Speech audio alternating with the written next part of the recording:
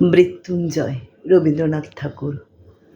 দূর হতে ভেবেছিনু মনে, দুর্জয় নির্দয় তুমি, কাঁপে পৃথ্বী তোমার শাসনে। তুমি বিভীষিকা, দুঃখীর বিদীর্ণ বক্ষে জলে তব লেলিহান শিখা। দক্ষিণ হাতের শেল উঠিছে ঝড়ের মেঘ পানে, সেথা হতে বজ্র টেনে আনে।